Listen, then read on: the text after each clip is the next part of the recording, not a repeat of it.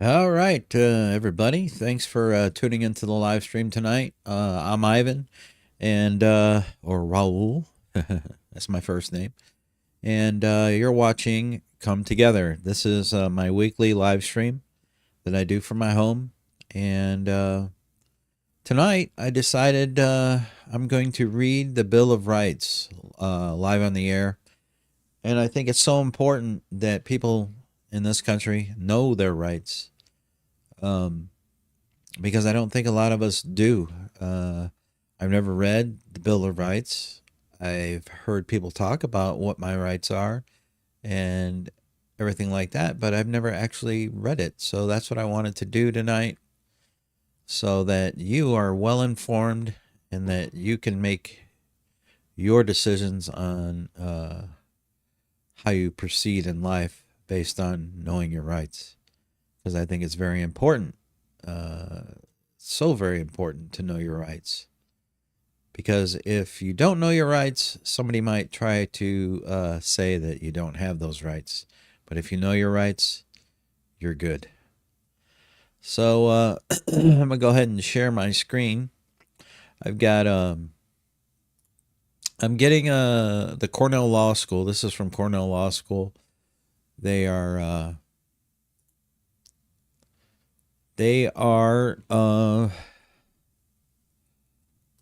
kind enough to put it in a uh, pretty good explanation of your rights. So we're going to start with the First Amendment. There's 10 amendments on the Bill of Rights. And this is in regards to religion, speech, press, and assembly, and petition. So let's get into it. So the Bill of Rights, this is the explanation. It says the First Amendment guarantees freedoms concerning religion, expression, assembly, and the right to petition. It forbids Congress from both promoting one religion over others and also restricting an individual's religious practice. It guarantees freedom of expression by prohibiting Congress from restricting the press or the rights of individuals to speak freely. It also guarantees the right of citizens to assemble peacefully and to petition their government. So here's how the First Amendment reads: Congress shall make no law respecting an establishment of a religion, or prohibition or prohibiting the free exercise thereof, or abridging the freedom of speech, or of the press, or the right of the people peacefully to assemble and to petition the government for redress of grievances. So that is your First Amendment. It covers your, freedom of speech and everything like that. All right, so let's move on to the Second Amendment. And, I think freedom of speech is so important right now. We sometimes take it for granted that we have a freedom of speech. I think it is definitely necessary. And oh my gosh, I don't know what I'm doing here. There we go. It's definitely necessary to know that. Especially, I don't know if you're familiar with what's going on with the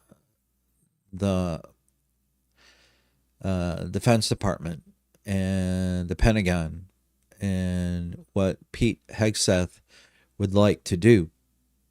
He would like to basically control the narrative and infringe on your freedom of speech by not allowing the press to go in there and cover the things that are going on at the Pentagon. He wants to be able to censure and basically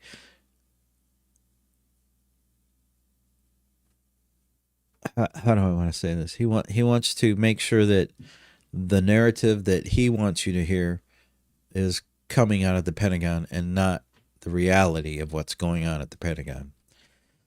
And that is an infringement on your First Amendment rights as a U.S. citizen and should not be tolerated. I think it should be. Anyways, what do you think? I really do think that. And based on what the First Amendment says, that's 100% correct that he is infringing on your First Amendment rights by trying to do that. That's why our press decided they're going to leave and not abide by that. So it's good to know your rights. All right, so the next is the Second Amendment.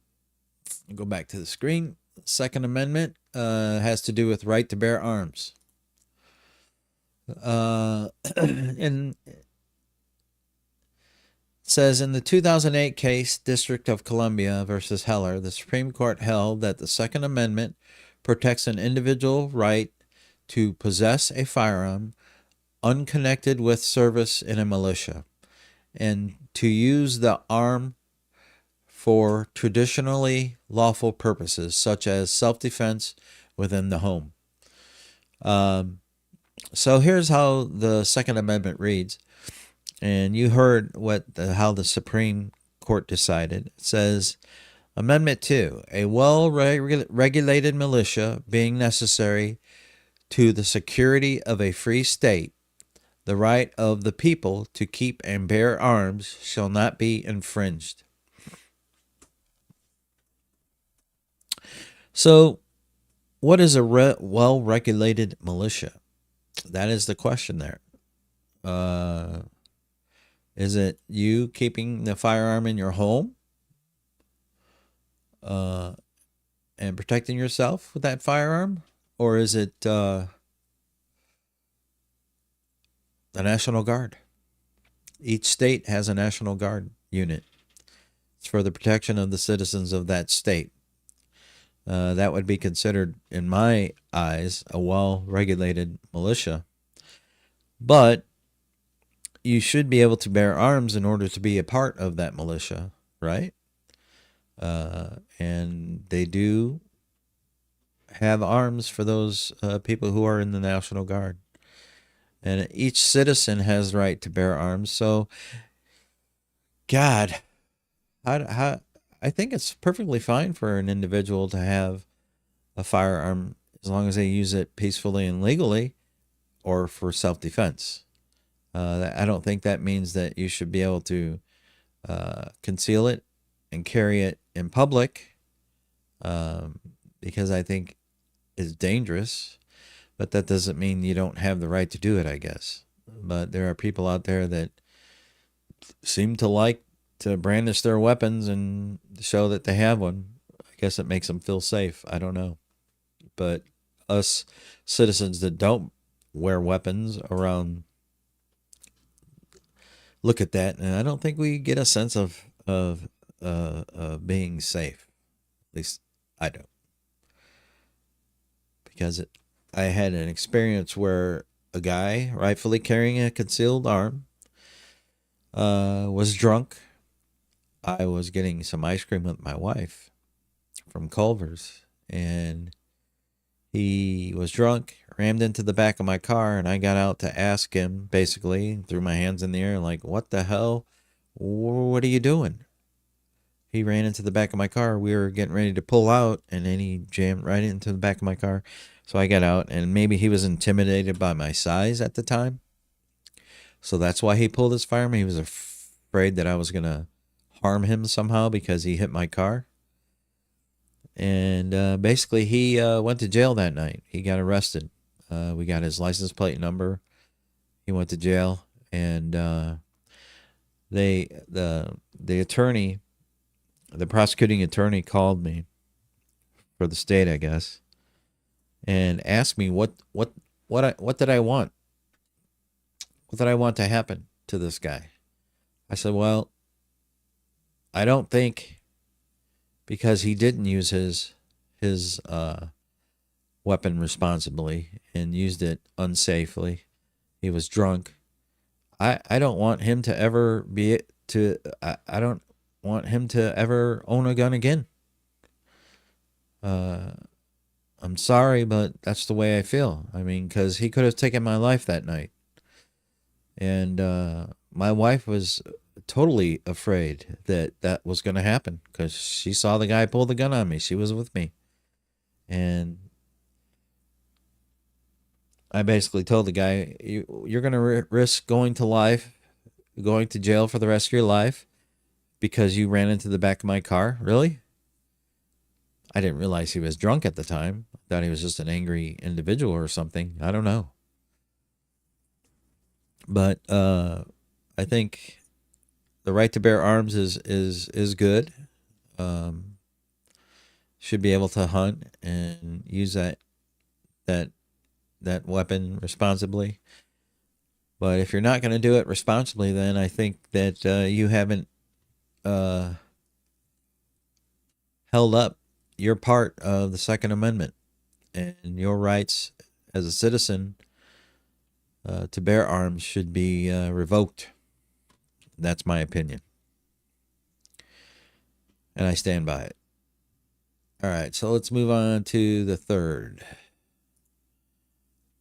All right. Third Amendment is quartering troops. All right. So this is the explanation of the Third Amendment. It says, described by some as a preference for the civilian over the military. The Third Amendment forbids the forcible housing of military personnel in a citizen's home during peacetime and requires the process to be prescribed by law in times of war. This amendment is not considered controversial and has never been litigated before the United States Supreme Court. So here's how it reads. This is the actual amendment. It says, no soldier shall in time of peace be quartered in any house without the consent of the owner, nor in time of war, but in a manner to be prescribed by law. And that is the Third Amendment. Why is that important? I'm not really sure. That's a good one. Could be up for discussion here because I don't know why that's important. If there was some sort of issue with that before of soldiers quartering in houses, I'm not really sure about that one. But it was written a long time ago, so I don't know. Maybe that was a problem or something back in the day. Maybe because when the King of England had his troops over here, that he would quarter them in people's homes and kind of take over their houses so that his soldiers had a place to live instead of building barracks. So anyways, I believe that's what that has to do with. All right, let's move on to the next one.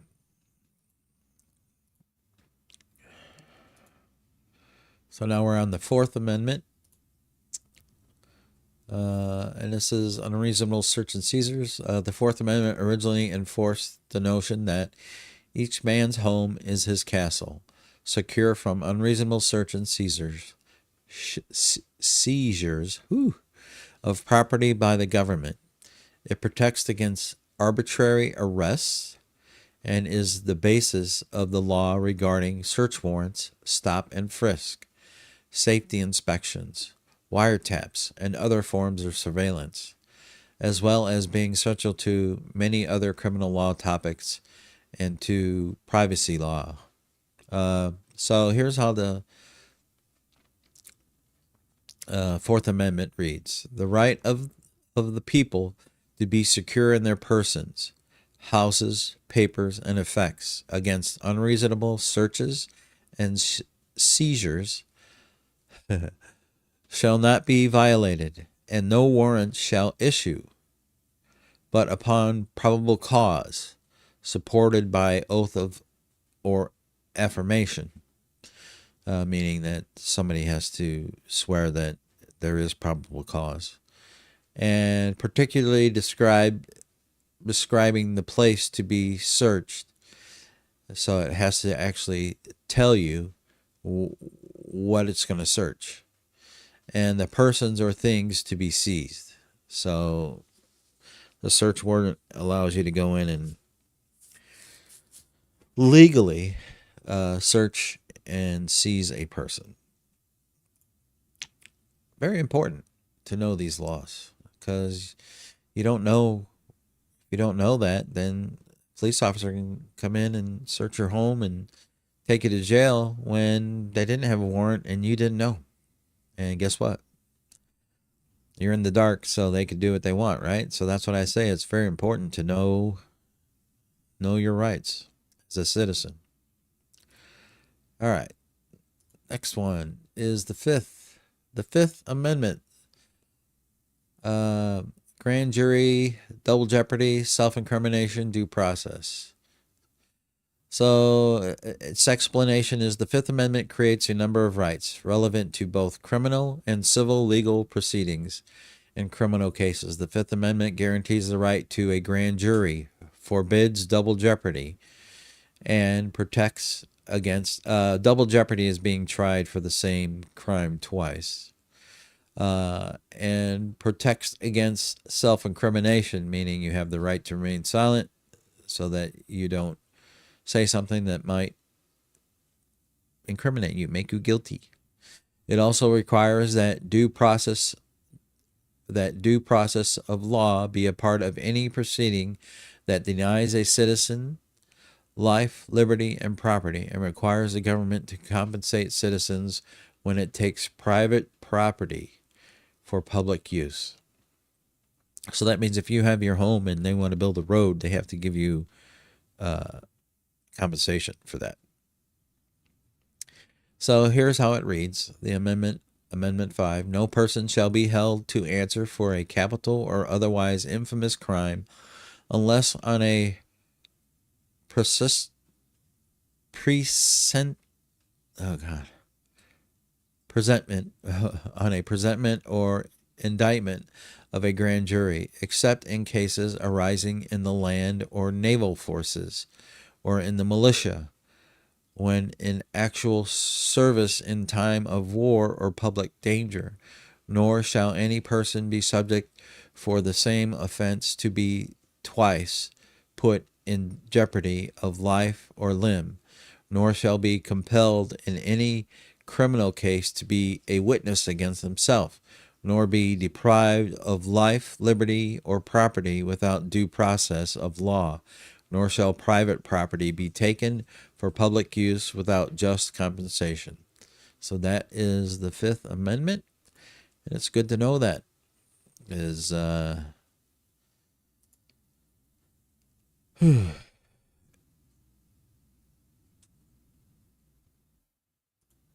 I think everybody should know that. Oh my God. That's when they read you your Miranda rights. That's part of it. You have the right to remain silent, right? Anything you say can be held against you in a court of law, blah, blah, blah, all that good stuff. So that is that amendment right there. That is the Fifth Amendment. Okay. Sixth Amendment, criminal persecutions, jury trial, right to confront and to counsel. The explanation of the Sixth Amendment. The Sixth Amendment guarantees the right of criminal defendants, including the right to a public trial without unnecessary delay, the right to a lawyer, the right to an impartial jury, and the right to know who your accusers are and the nature of the charges and evidence against you. It has been most visibly tested in a series of cases involving terrorism, but much more often figures in cases that involve, for example, jury selection or the protection of witnesses, including victims of sex crimes, as well as witnesses in need of protection from retaliation. So, like if you were, like if you were on the job and they tried to retaliate against you, so that is the Sixth Amendment. They can't they're not supposed to do that because you are testifying against them. So this is how Amendment 6 reads. In all criminal prosecutions, the accused shall enjoy the right to a speedy and public trial by an impartial jury of the state and district wherein the crime shall have been committed. So impartial jury, that's why they go through jury selection, because they want to make sure that the jurors don't have any sway one way or another. They want them to be impartial, meaning they want to hear both sides and then make a decision. Which district shall have been previously ascertained by law, and to be informed of the nature and cause of the accusation, to be confronted with the witness against him, to have compulsory process for obtaining witnesses in his favor, and to have the assistance of counsel for his defense. So that's why if you can't afford a lawyer, they will appoint one to you when you go to court. And that's your Sixth Amendment. Seventh Amendment, common lawsuits, jury trial. And this is the explanation. The Seventh Amendment continues a practice from English common law of distinguishing civil claims which must be tried before a jury, absent waiver by the parties, for claims and issues that may be heard by a judge alone. It only governs federal civil courts and has no application to civil courts set up by the states. When those courts are hearing only disputes of state law. Okay, so each state has different laws. That's why that is in there. That gives the states rights to persecute based on the laws that they've created and that the people of that particular state agree upon. All right, so it reads like this amendment. This is Amendment 7. In suits at common law where the value in controversy shall exceed $20, the right of trial by jury shall be preserved, and no fact tried by a jury. And remind you, when this was written, it was written a long time ago, so $20 back then was a lot of money. The right of the trial by jury shall be preserved, and no fact tried by a jury shall be otherwise re-examined in any court of the United States than according to the rules of the common law. So, Seventh Amendment, that's pretty interesting.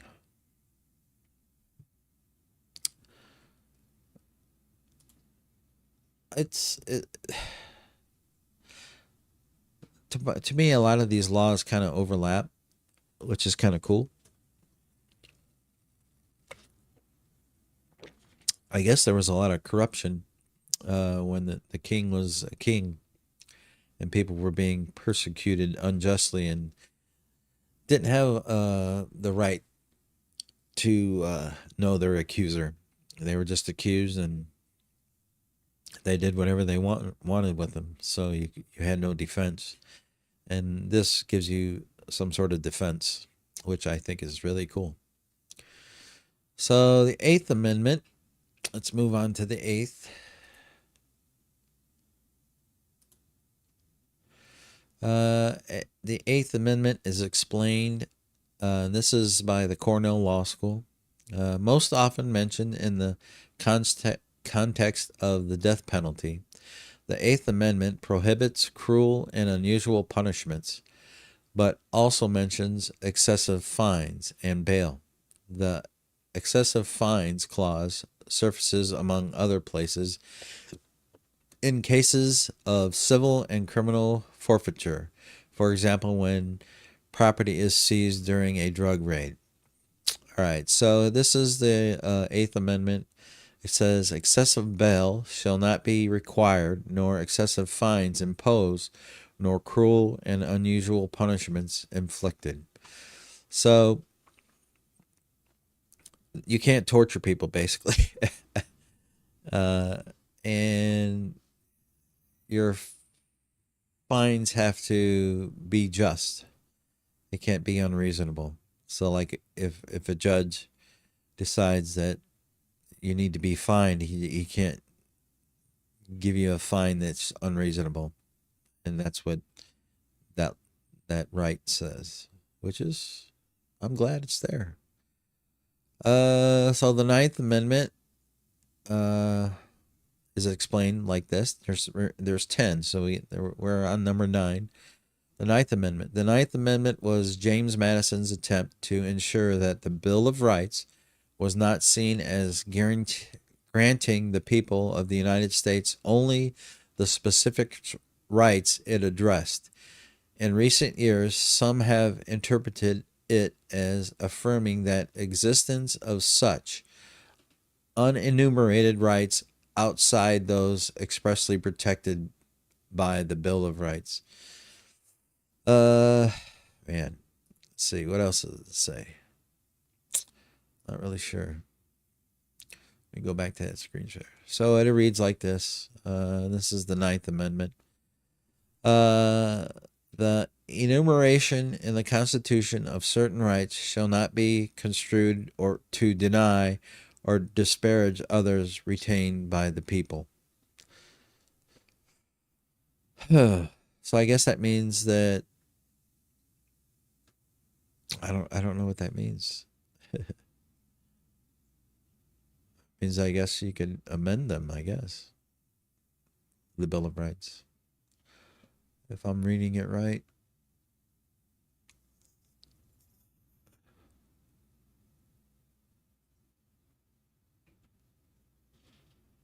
Oh, that's a difficult one to interpret for me.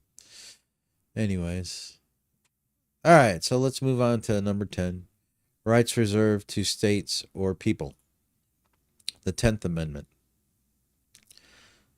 The 10th Amendment helps to define the concept of federalism, the relationship between federal and state governments.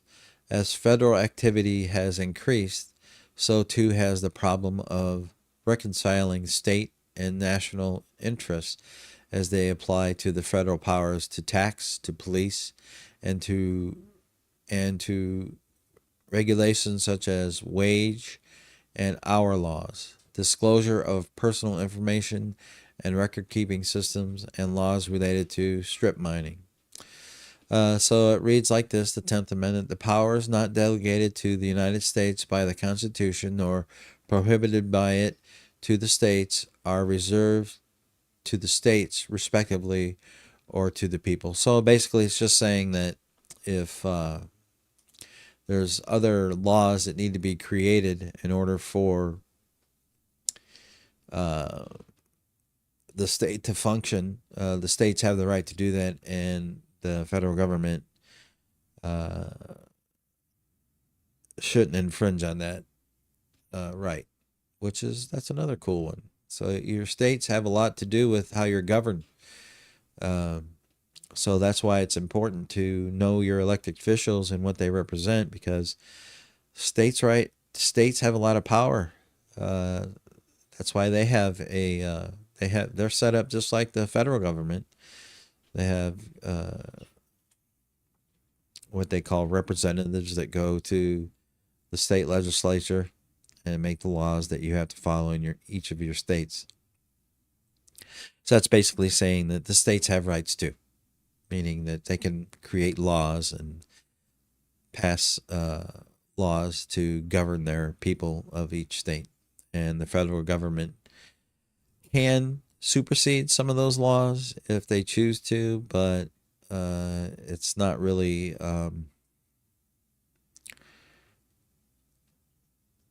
I guess if it violates the Constitution, then the federal government has the right to go no. So that's what the 10th Amendment is. But I think it's very important for you to know your rights as a citizen of this country. Um, right now, people are, up in arms about what's going on in this country, and the only way we can overcome it is for everybody to know your rights and what they mean. And I think if you don't know your rights as a citizen of the United States, then they can be violated and you wouldn't know the difference. You just think that's the way it is. And then you wouldn't know how to fight against it.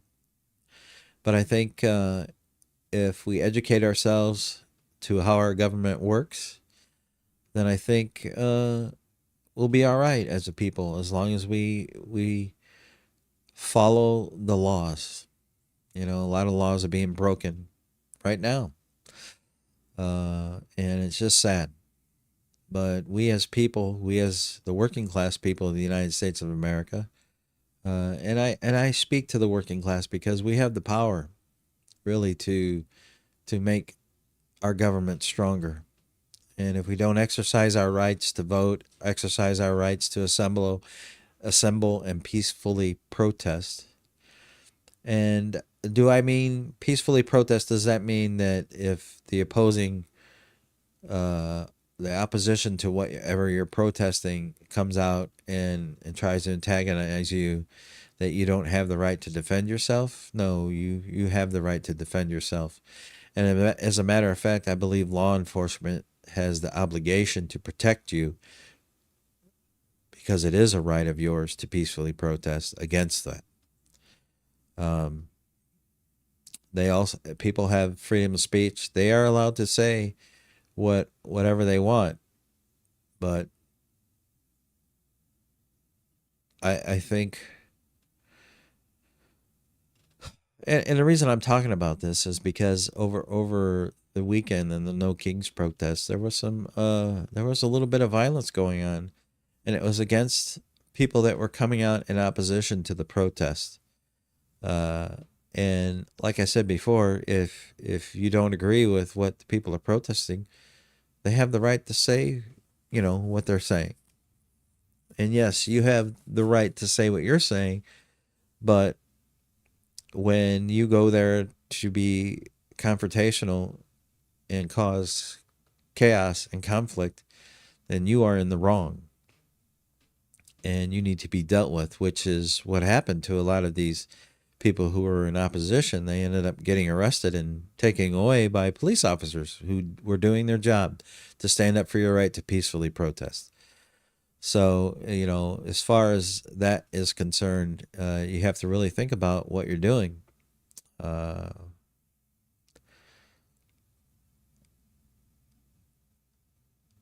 like if I went to a rally of the opposition and I knew I didn't agree with what they were saying, and I was just there to let them know that I didn't agree with what they were saying, and started cussing at them and taunting them and using slurs against them, then I guess I would expect some sort of retaliation by them. I wouldn't think that they would be happy with me. So I think that those people who were doing that during the No Kings protests over the weekend got what they deserved. And that's all I have to say about that. You were trying to infringe on my right or somebody else's right to peacefully protest by being that antagonist. So that was the Bill of Rights. You have there's 10 rights or 10 amendments in the Bill of Rights. Oh no. I don't know what I just did, but hopefully I'm still live streaming. Oh my God. Boy. Oh boy. Well, I don't know if that screwed it up, but I think it might have.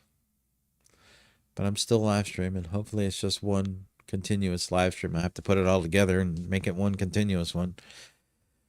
But anyways, yeah. Crazy. So that was the Bill of Rights. Now I could go into the Constitution if you'd like. I had that pulled up as well. So let me pull that up. Constitution. Oh. So we can start into the Constitution. I'm only going to go till 9 o'clock. So that's as far as I'm going to go. So let's read the preamble to the Constitution, and I have a little explanation of the preamble. It says the preamble to the Constitution is an introductory, a succinct statement of the principles at work in the full text. It is referred to in countless speeches, judicial opinions, and in a song from Schoolhouse Rock. Courts will not interpret the preamble to confer any rights or powers not granted specifically in the Constitution. So it says, the preamble says, we, the people of the United States, in order to form a more perfect union, establish justice, ensure domestic tranquility, provide for the common defense, promote the general welfare, and secure the blessings of liberty to ourselves and our posterity. Do ordain and establish this Constitution for the United States of America. So, key. Establish justice, ensure domestic tranquility, provide for the common defense, promote the general welfare, and secure the blessings of our liberty to ourselves and our posterity. Do ordain and establish this Constitution for the United States of America. That's beautiful. All right, so now we have different articles, and each article has sections. Article 1, the legislative branch. It's going to describe for us the legislative branch. I'll go through that. It says Article 1 describes the design of the legislative branch of U.S. government. The Congress. Important ideas include the separation of powers between branches of government, checks and balances, the election of senators and representatives, the process by which laws are made, and the powers that Congress has. So, Section 1, I'm reading that horribly, but you know what? I'm a human being. And I'm a little bit sick right now. Let me go back to I'm a little sick right now, so that is just the way it is. Been fighting a cold. Started with on Saturday I had a little scratchy throat. Monday was really bad. And today is not bad at all. I just have a little bit of sinus congestion, and I'm leaking out of my nose on this side. So, all right. So let's go back to the Constitution. We're still on Article 1. We're in Section 1. It says, all legislative powers herein granted shall be vested in a Congress of the United States, which shall consist of a Senate and House of Representatives. Section 2. The House of Representatives shall be composed of members chosen every second year by the people of the several states, and the electors in each state shall have the qualifications requisite for electors of the most numerous branch of the state legislature. No person shall be a representative who shall not have attained the age of 25. So you got to be, in order to be in the House of Representatives, you got to be at least 25 years old and been a citizen for 7 years, and been 7 years a citizen of the United States, and who shall not, when elected by an inhabitant of that state in which he shall be chosen. So, You got to be 25 years old and have to live in the state where you were elected, basically, is what that's saying. It says representatives are direct taxes shall be apportioned among the several states which may be included within this union, according to their respective numbers, which shall be determined by adding the whole number of free persons, meaning all the citizens of that state, including those bound to service for a term of years, and excluding Indians not taxed. So if you're Native American and you are not taxed, then you're not included. 3/5 of all other persons. What does that mean? I don't know. So I guess you have to be I don't know what that means. Where it says 3/5 of all other persons. I don't know what that means. What does that mean? 3/5 of all other persons. Oh my God, my brain is hurting now. But I'm not a legal scholar. I'm just a regular dude trying to figure it out, just like you, if that's who you are. If you're a law scholar, well, more power to you, I guess. But I'm just trying to read it as a regular Joe, which I gotta get a drink. Get a little dry. Doing some ginger ale tonight, so. But this is pretty cool. We're reading the Constitution.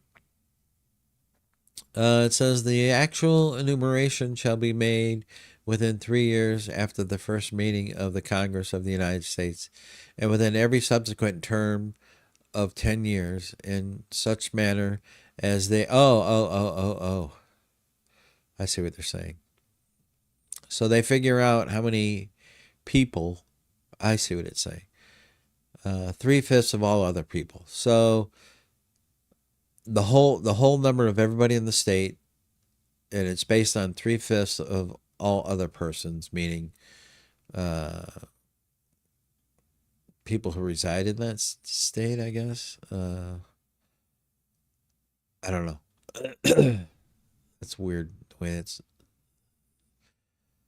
But I guess it's 3/5 of all other persons, meaning 3/5 of the total number is what they base your number of representatives. The actual enumeration shall be made within 3 years after the first meeting of the Congress of the United States, and within every subsequent term of 10 years. So that's why they do the census in such manner as they shall by law direct. The number of representatives shall not exceed one for every 30,000, but each state shall have at least one representative. And until such enumeration shall be made, the state of New Hampshire shall be entitled to choose 3. Why, I don't know. Massachusetts 8. Oh, that's because of the population at the time. Massachusetts 8, Rhode Island and Providence Plantations 1, Connecticut 5, New York 6, New Jersey 4, Pennsylvania 8, Delaware 1, Maryland 6, Virginia 10, North Carolina 5, South Carolina 5, and Georgia 3. So let's see, how many states are those? 1, 2, 3, 4, 5, 6, 7, 8, 9, 10, 11, 12, 13, 14. 14?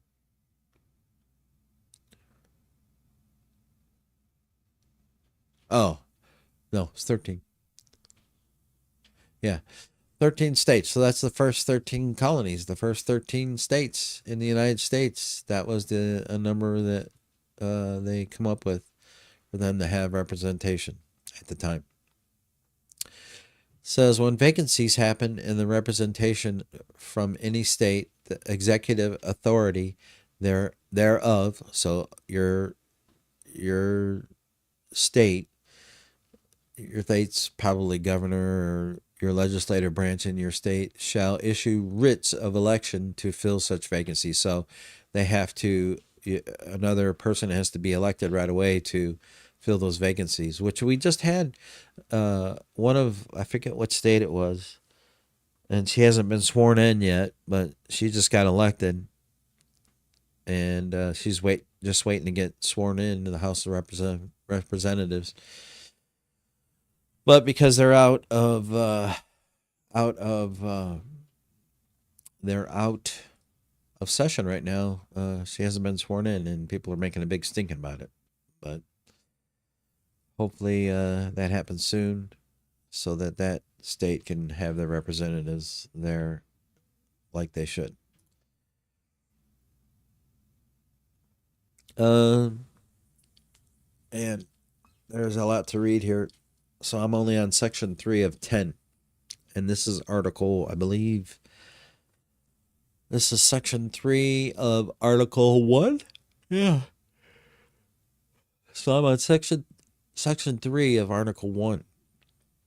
So the Constitution is very big. I want to know, let me go back. I want to know how many articles there are. 1, 2, 3, 4, 5, 6, 7. There are 7 articles. And there are amendments to the Constitution. And there are, let's see, there are 27 amendments. So there is a lot to digest here. So we're in section 3 of article 1. I'm going to try and get through. I don't know if I'm going to make it because there's a lot to read here. But I'll come back next week and continue with it. So I'll try to get through section 3 of article 1. It says, the Senate of the United States shall be composed of 2 senators from each state, chosen by the legislature thereof, for 6 years, and each senator shall have 1 vote. Immediately after they shall be assembled in consequence of the first election, they shall be divided as equally as may be into 3 classes.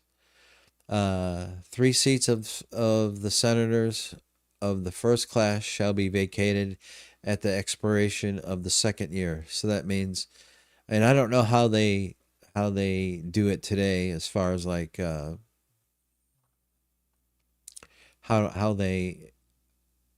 what states go first, what states are second, because they're divided into 3 classes.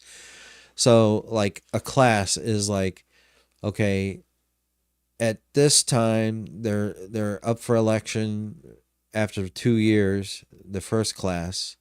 After the 3rd and 4th year, because they're elected for 6 years, the Congress. I'm trying to figure this out.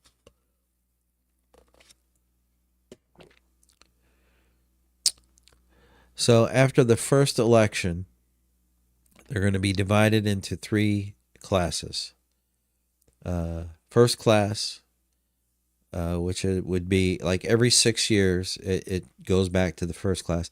So the first class would be for 2 years, and then after 2 years, those classes re-elect senators, and then the second class expires on the 4th year. So the next.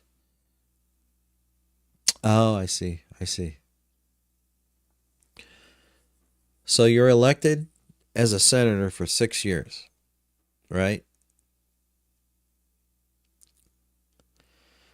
So after the first 2 years, this is after the first election, they're going to elect, the first class is going to elect new senators, right? And they'll go for another 6 years. And then the second class will elect senators. And they're like after the fourth year. And the third class will elect senators, which is the sixth year. So if you're a senator, you're elected for 6 years, and they stagger them so that each state. So you're not senatorless. Let's put it that way. Not senatorless because of an election, or if anything happens, I guess that's why they do it that way. I don't know. But they stagger the elections for the senators. Let's put it that way, so that not every state is electing the new senator every 6 years. It's two, and then after the fourth year. So it's been that way for a long time. So there's a schedule basically, and I don't know how they figure that out today. I don't know if it's the same, but I think it is. No person shall be a senator who shall not have attained the age of 30 years old. So you got to be 30 in order to be a senator, and been 9 years a citizen. You have to be a citizen for 9 years of the United States, and who shall not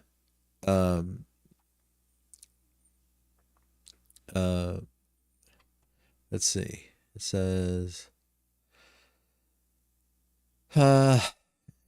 be 9 years a citizen and of the United States, and who shall not, when elected, be an inhabitant of the state for which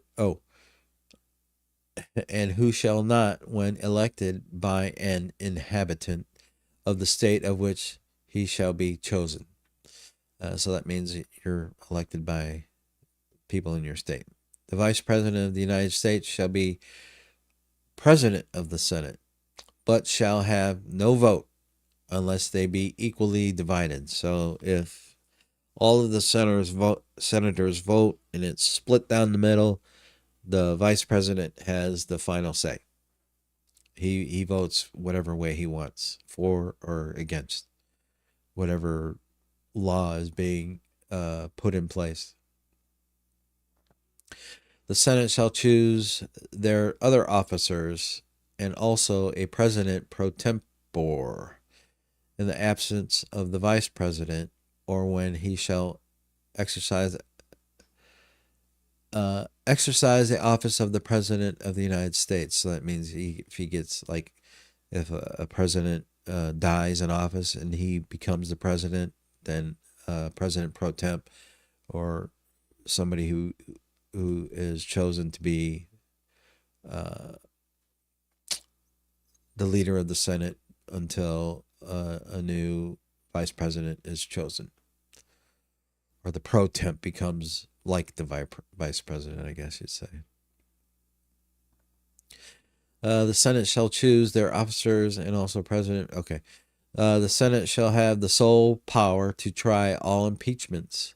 When sitting for the purpose, they shall be on oath or affirmation. When the President of the United States is tried, the Chief Justice shall preside, and no person shall be convicted without the concurrence of 2/3 of the members present. So 2/3 of the Senate can impeach a president. Judgment in cases of impeachment shall not extend further than the removal from office and disqualification to hold and enjoy any office of honor, trust, or profit under the United States. But the party convicted shall nevertheless be liable and subject to indictment, trial, judgment, and punishment according to law. Whew. So that is Section 3 of Article 1 of the Constitution. And next week we'll get into Section 4, and I will continue to read the Constitution until I am completely done reading it. And you can visit my live stream anytime you want once it's uploaded, and listen to me read it. Or you could go to, maybe I'll put a link to the Constitution so that you can go and read it for yourself once this live stream is over, if you want to do that. Otherwise, you can join me and listen to me read the Constitution, and we can maybe discuss everything. Like I said, I'm just a regular guy. I don't know. I'm not a lawyer, but it seems pretty straightforward to me. That one little part I had to keep reading in order to put it in context so I understood what it was saying. But I think I got it. It was good. So I am on section 4. So we'll continue with section 4 next week. Same bat channel, same bat place. I want to thank you if you're tuning into the live stream.